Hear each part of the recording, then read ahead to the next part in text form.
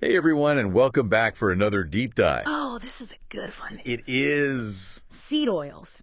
yeah, you know those oils that are Everywhere. kind of in everything. Hmm. We're going to really look at these today, and I think this is a good topic for a deep dive because we're Yeah. going to be looking at an interview with Dr. Casey Means Okay. talking to McGee Kelly. All right. And just a heads up, guys. Yeah. This might make you look at that bottle of canola oil you've got in your pantry Oh, yeah. a little bit differently. For sure. I know it did for me, Oh, especially after I saw this one video Oh. about how it's made. Yeah. Tell me about that. It was like watching a car engine, Yeah. just like get taken apart and put back together. Oh, wow. It was That's a really intense visual. really intense. Okay.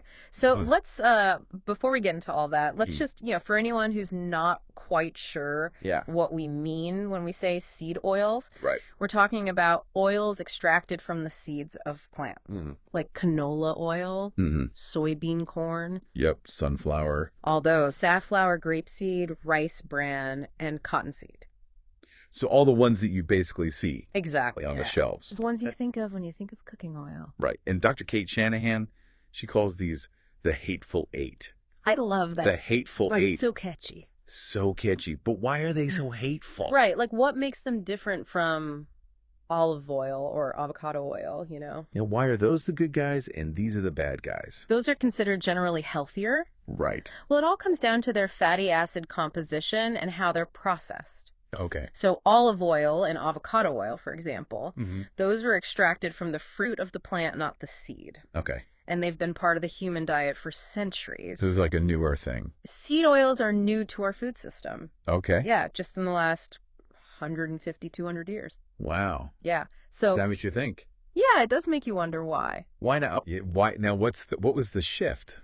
Was this just something that happened, or is there like a story here? I think there's a story, and it gets really interesting here. Okay. The rise of seed oils in the 20th century just so happens to coincide with the growth of the industrial oil refining industry. So is this where like the whole Rockefeller thing comes in? Ding, ding, ding. Okay. We've got a winner. Yeah. As Dr. Means pointed out, there is a historical link between seed oil production and the oil refining industry. And it possibly stems from byproducts. Okay. So to put it bluntly, it's almost like we're consuming a refined version of what's essentially engine lubricant. Wait. So we're like basically eating engine lubricant. Well, That's what I'm hearing. not straight up. Oh. But it does make you think. It does make you think a little. Right. But setting aside Yeah. that questionable origin, Right. the main concern with seed oils is their high omega-6 fatty acid content. Okay. Now, before you think all omega-6s are bad, Yeah. keep in mind, they're essential for our health. Oh. We need them for things like brain function, growth, and development. Yeah. The issue arises when we consume them in excess, Okay. especially when they outnumber omega-3 fatty acids in our diet. Right. So Oh. it's kind of like a seesaw. Exactly. You need both You need both. to keep things balanced. They're in a healthy balance. But what happens when that balance goes out of whack? That's when things can go wrong. Okay. Seed oils are incredibly rich in omega-6 fatty acids, Okay. and the modern Western diet tends to be very heavily skewed in that direction. Gotcha. This imbalance can contribute to chronic inflammation in the body. So are we like drowning in omega-6s Yes. from all this seed oil and not getting enough of the good omega-3s to Exactly. balance it out? That's the problem. Okay. And it's not just the type of fat, Okay. it's how these oils are processed. You talk about that video, Yeah. right, that we talked about at the beginning. The canola oil video. It was wild. It does highlight the difference Yeah. between traditional methods of oil extraction, Yeah. like how you would cold press olives to get olive oil, Right. versus the industrial process used for seed oils. Right. So remember the flaking, the solvent washing, Oh, yeah, the bleaching. and the deodorizing. Yeah. It's Intense. quite a journey. It's a lot. Yeah. And then they package it up in plastic, Right. slap a heart healthy label on it. It's crazy. It really makes you question some of the claims we see. It does on food labels. Yeah. But beyond the processing itself, Yeah. the way these oils are produced also raises environmental concerns. Right. And we did touch on this earlier. Yeah. I've heard that seed oil production uses a lot of monoculture farming, Yes. which from what I understand can be really damaging Yes, to the environment. Yeah. Can you explain that?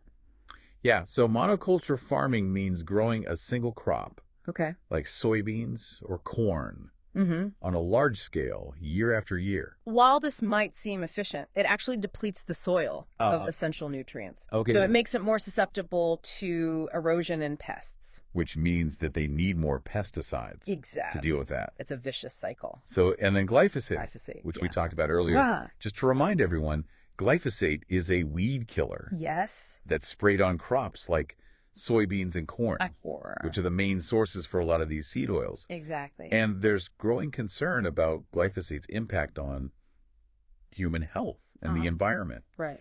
But what about water usage? Another great point. Yeah. Seed oils, especially on such a massive scale, Right. require huge amounts of water for irrigation, Okay. which can strain local water resources and contribute to water scarcity. So this is like we're kind of harming our own health. Right. And the planet. It's a complex web of interconnected issues. Hmm. Yeah. And when you consider climate change and the growing demand for food, it becomes even more important to find sustainable solutions. It does. But there's another layer to this story. Okay. And it has to do with hormones. Ooh, hormones. Yeah. This is getting juicy. So I've heard that the pesticides used on seed oil crops can actually disrupt our hormones. Is that true? Yes, that's true. Oh, no. Pesticides like glyphosate can act as xenoestrogens. Okay, before we get into that, can we break that down? Yes. What is a xenoestrogen? All right, so think of our endocrine system as a complex communication network within our bodies. Gotcha. Hormones like estrogen act as messengers, relaying signals that control everything from growth and development to reproduction and metabolism. Okay. Now, xenoestrogens, Right. because they have a similar structure to estrogen, Right. they can interfere with this communication system, leading to hormonal imbalances. So they're like imposters. Pretending to be estrogen. Yes. And messing everything up. And messing with our hormones. That's kind of scary. It is a growing concern. Yeah. And the widespread use of pesticides like glyphosate on seed oil crops adds another layer of complexity. What kind of problems can this cause? It's linked to a range of issues, including early puberty in girls. Wow. Polycystic ovary syndrome, or PCOS. Okay. And even declining sperm counts in men. That's scary. It's a serious issue. It's a domino effect. Yeah. But wait, there's more. Okay, tell me. What about plastic? Oh, yes. And hormones? You have a good memory. It's not just the pesticides themselves, but also the packaging, often used for seed oils, can contribute to hormonal disruption. Oh, wow. You'll notice that healthier oils, like olive oil, usually come in glass bottles. Yeah. Right. I hadn't really thought about that, but you're right. Yeah. Seed oils are almost always in plastic. Yeah, and that plastic can leach chemicals into the oil. And those chemicals can also act as xenoestrogens, further disrupting our hormonal balance. It's like a seed oil conspiracy. Well, let's not jump to conclusions just yet. Okay. It's a complex issue. Yeah. With many factors at play. But it is something to be aware of. It is definitely something to be aware of. So we've got the potential health risks from the fatty acid imbalance, right? The industrial processing, the pesticides, and even the packaging. Yeah. I mean, where do we go from here? That's the question a lot of people are asking. Yeah, because it's like they're everywhere. They are. I feel like you can't escape. It's hard to avoid them. Yeah. And that's a question that we're going to explore further in this deep dive. Okay. But first, let's take a closer look at the environmental impact of seed oil production. Okay. All right. Let's do it. Sounds good. So we talked about how seed oils are made and some of the health concerns. Right. But what about their impact on the planet? Right. I've heard things about like deforestation. Yeah.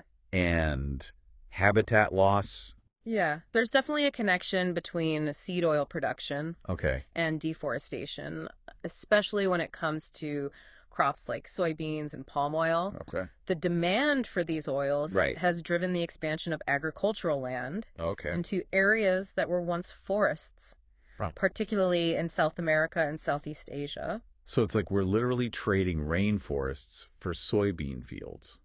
Pretty much. That's so sad. And what about the wildlife? The loss of habitat is a major threat to biodiversity. Right. So when forests are cleared for agriculture, countless species lose their homes. Yeah. And this can have ripple effects throughout the whole food chain. Wow. So yeah, it's a complex issue with serious consequences. I'm feeling a little overwhelmed with all this information. There's a lot. It feels like every time we like peel back another layer of the seed oil onion, right, there's another problem. It can be a bit overwhelming. It can be, and it kind of makes you want to just like never eat anything again. Yeah, I know, but remember, knowledge is power. The more we understand about these issues, the better equipped we are to make informed choices. Right. Yeah. So what can we do about all this? I mean, seed oils are everywhere. They are ubiquitous. They are. It feels like they're in everything. Yeah, it's hard. How can we as like individuals make a difference That's a great question. when these oils are like so ingrained in our entire food system? We can start by being more mindful consumers. Okay, so like reading labels carefully. Yes, reading labels carefully. Looking for those hidden seed oils. Exactly. Become an ingredient detective. Okay, I like that. Look for products made with alternative oils. Okay. Like olive oil, Mm-hmm. avocado oil, coconut oil. Okay. And when you eat out, don't be afraid to ask Ooh, that's a good one. about what type of oil they use. Yeah. More and more restaurants are becoming aware of these issues. That's good. And offering healthier options. All right, so power to the consumer. Yes. But what about those times when you like can't avoid it? Like you're at a restaurant and they use canola oil in the fryer. Right. Are you just doomed? No, you're not doomed. Okay. It's all about moderation. Okay. And making conscious choices Okay. whenever possible. Okay. So if you know a restaurant uses seed oils, Yeah. maybe opt for a grilled or baked dish instead of fried. Okay. Or cook at home Right. where you have more control over the ingredients. So ditch the processed stuff. Yeah, Embrace whole foods. exactly. Which is probably a good idea anyway. Yeah, for overall health. Yeah. It's a good idea. But beyond individual choices, Yeah. what can we do Right. about this whole seed oil dilemma Well, on a larger scale? we need to advocate for a more sustainable food system as a whole. Right. Support farmers who prioritize regenerative agriculture practices, Okay. which focus on soil health and biodiversity. Right. Let your voice be heard on issues related to food policy Okay. and labeling transparency. And vote with your dollars by supporting companies that align with your values. That's a big one. Yeah. Supporting those good companies. Exactly. Okay, so it's really about collective action Right. and systemic change. Yes. Shifting the demand Exactly. and creating a market for healthier, Right. more sustainable options. Absolutely. Okay. And speaking of healthier options, Yeah. let's circle back to those omega-6s for a moment. Oh, yeah, we should talk about that. We've talked about all the potential downsides of consuming too many omega-6s. Right. But to be fair, Yeah. it's important to acknowledge that they're not inherently bad. Right, because we did mention that they're essential. Yes. They are essential fatty acids. Yes, they are. So what's the deal with omega-6s? Right. When do they become a problem? Well, the issue isn't necessarily the amount of omega-6s we consume, Okay. but rather the ratio Okay. of omega-6s to omega-3s Gotcha. in our diet. Okay. Ideally, we should aim for a balance closer to 1-to-1, or even 2-to-1. Okay. But the modern Western diet Yeah. is often skewed towards a ratio of 10-to-1 or even higher, Wow. with omega-6s far outweighing omega-3s. So we got to bring those omega-3s up Exact. to kind of even out the seesaw. Yes. But how do we do that? Well, it's not necessarily about complete avoidance, but rather being mindful of our intake. Right. And making choices that support a healthier balance. All right, so like instead of just dousing everything in canola oil, Right. maybe use some olive oil or avocado oil. Exactly. Okay. Consider incorporating more olive oil, avocado oil, or coconut oil Okay. into your diet. Those are all good options. Yeah. But what about those essential omega-6s that we do need? Yeah. Where can we get those without tipping the scale? Great question. Too far. We can obtain healthy omega-6s Okay. from whole food sources Okay. like nuts, Nuts. Yeah. seeds, Sure. and fatty fish. Okay. These foods provide a balanced blend of fats and other nutrients. Okay, unlike the refined and processed seed oils that we've been talking about. So it's all about choosing quality over quantity. Exactly. Get your omega-6s from whole unprocessed foods. Yes, And limit your intake of those refined seed oils. exactly. That can throw things out of whack. Yeah. Okay. And remember, everyone's needs are different. Right. So it's always best to consult with a healthcare professional to determine the right balance. That's great advice. Yeah. So we've covered a lot here. We have. From the history and production of seed oils Yeah. to the impact on our health and the environment. Right. It's been a really interesting deep dive. It has been fascinating. Before we wrap up, Yeah. what's the biggest takeaway Yeah. that you want our listeners to remember from all this? That's a great question. What's the one thing you really want people to remember Oh, that's a good question. about all this? Yeah. I think the most important thing is just to be mindful. Mindful. Yeah, just be mindful of what you're eating. Yeah. Be mindful of the impact your choices are having on the environment. Right. And just that connection between, your health and the health of the planet. Yeah, that's a good one. Yeah. So it's all about just being aware. Awareness. Yeah. And making those conscious choices. Exactly. Yeah. And, this is just the beginning. Yeah, this is just the starting point. If this has kind of sparked your interest, Yeah. don't stop here. Definitely do your own research. There's a ton of information out there. Yeah. Explore different perspectives. Yeah, and listen to your body. Yes. Right. I mean, your body will often give you clues about what it needs. It does. What's working for you. Totally. Pay attention to how you feel after you eat certain foods. Yeah, do you feel good or do you feel kind of blah? Exactly. Yeah. That's a good one. Just tune in. Yeah, be your own advocate. Exactly. Yeah. And remember, even small changes can make a big difference. They can. And have a ripple effect. I love that. Yeah. So, to wrap up this deep dive into the world of seed oils, I want to leave you with a thought-provoking question. Okay, hit me. All right. So, what is it? If seed oils are so ingrained in our food system. Yeah, they're everywhere. They are. Yeah. From restaurants to grocery stores. Right. What are some practical steps that we can take both individually and collectively to reduce our consumption and support more sustainable alternatives? That is a great question to leave everyone with. It's a challenge for sure. It is. But I think it's one we can overcome. Yeah. Through awareness, education, and this conscious consumer choices. Right. And just working together. Exactly. Supporting each other. Yeah. Awesome. Well, this has been so interesting. It has. Thanks for joining us today. Yeah, thanks for having me. And until next time, stay curious, stay informed, and keep questioning. The status quo. Exactly. We'll see you soon.